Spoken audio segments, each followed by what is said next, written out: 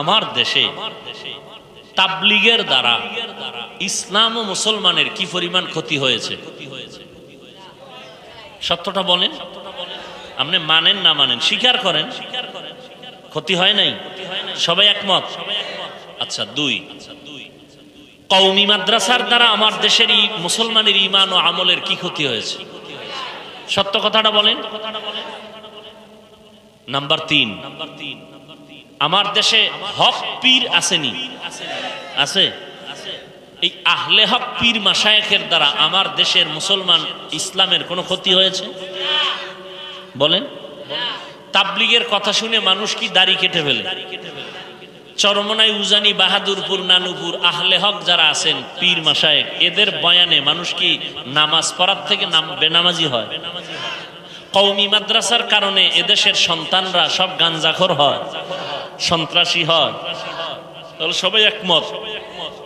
যদি একমত হন, আমি রাগের ভাষায় না, মোহাব্বতের ভাষায় বলবো, মৃত্যু পর্যন্ত কোনোদিন এক সেকেন্ডের জন্য তাবলীগের বিরুদ্ধে কিছু বলবেন না, কিছু লিখবেন না, কওমির বিরুদ্ধে কিছু বলবেন না, কিছু লিখবেন না, খাঁটি আল্লাহওয়ালা পীর মাশায়েখের বিরুদ্ধে কিছু বলবেন না, কিছু লিখবেন না। যদি করে থাকেন তওবা করে নেবেন। ঠিক আছে তো? ইনশাআল্লাহ আল্লাহ কবুল করেন।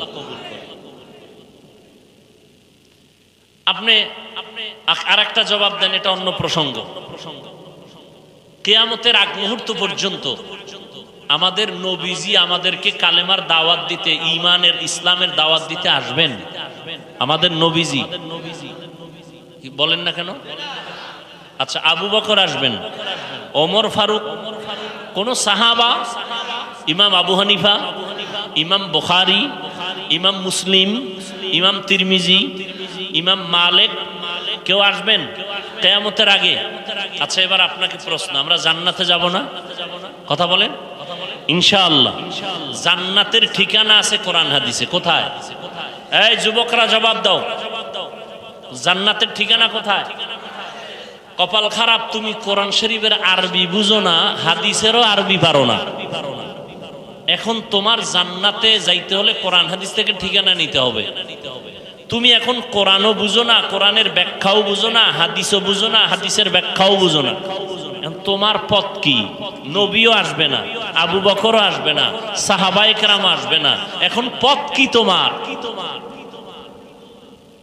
কি পথ? একটা পথ খোলা, উলামায়ে আহলে হকের পরামর্শ নিয়ে কোরআন সুন্নাহ অনুযায়ী চলা।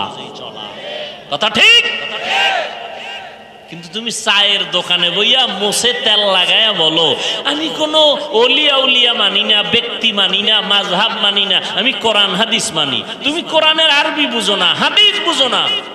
তুমি যদি বলো আমি কোনো ব্যক্তি মানি না, আমি কোনো মাযহাব মানি না, আমি কোনো ওলিয়া উলিয়া মানি না, আমি কোরআন হাদিস মানি, তুমি কোরআন হাদিস মানা কি জিনিস তুমি বুঝোই না, বুঝোই না কোরআন হাদিস মানা কি জিনিস। আমি তো সারা বাংলাদেশে কসম খাইয়া বলি, কসম খাইলে কথার গ্রান্টেড আরো বাড়ে। আল্লাহর কসম, জমিনে যারা বলবে আমরা ওলিয়া উলিয়া মানি না, এরা কোরআন শরীফ মানে না, বুখারী শরীফ মানে না, এরা বাতিল, এরা ভণ্ড। এদের যারা ভণ্ড স্বীকার করে না, তারাও ভণ্ড। কথা বুঝাইতে পারছি?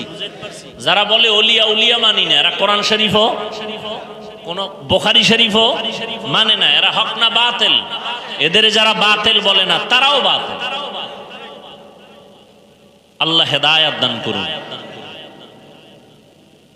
তো বলতেছিলাম, নুজহাতুল মাজালিস একটা ঘটনা। ধৈর্য নিয়া স্বামী আর স্ত্রী, স্ত্রী স্বামীকে বলে তুমি আমাকে কেমন মহব্বত করো, বলে সীমাহীন। বলে দলিল, তুমি আমার জীবন, তুমি আমার মরণ, যা চাইবা তাই দিব। স্ত্রী আবার বলে যা চাইবো তাই দিবা, বলে অবশ্যই দিব।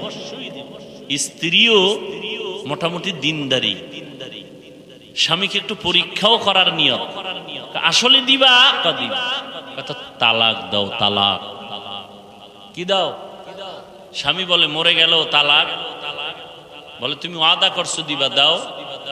দুইজনে হালকা তর্ক, সমাধানের জন্য ওই যুগের নবীর কাছে রওয়ানা। রাস্তার মাঝে গিয়া স্বামী বেচারা পইরা গিয়া পাও ভাঙছে, চিৎকার দিয়া কাঁদে, আল্লাহ আমারে বাঁচাও। স্ত্রী কয় নবীর দরবারে যাব না, বাড়িতে চলো। বাড়িতে গিয়া স্বামীর হাত ধরে বলে, আমি যে তালাক চাইছিলাম কথাটা ফিরাই নিলাম, মাফ করে দাও। স্ত্রী বলে, চাইলে কেন? চাওয়ার পরে আবার ফিরায় নাও কেন? স্ত্রী বলে, তুমি রসুলের হাদিস শুনাইছো না? কি মুসিবত? আল্লাহ যাকে ভালোবাসেন তাকে মুসিবত দিবেন। আমি যে তোমার ঘরে সংসার করছি এত বছর কোনো মুসিবত পাই নাই, তোমার কান্নাকাটি ছিল না, আহ শব্দ ছিল না। বুঝলাম যেখানে মুসিবত নাই ওখানে খোদার রহমত নাই, আমিও নাই, তালাক চাইছি। কিন্তু যখন রাস্তায় গিয়া পাও ভাঙছে, আল্লাহকে ডাকছো, কান্না আসছে, আহ শব্দ বের হয়েছে, আমি হাদিস অনুযায়ী ভেবে নিলাম রহমত নাজিল হয়েছে। যেখানে আল্লাহর রহমত আছে আমিও আছি। আর আমগো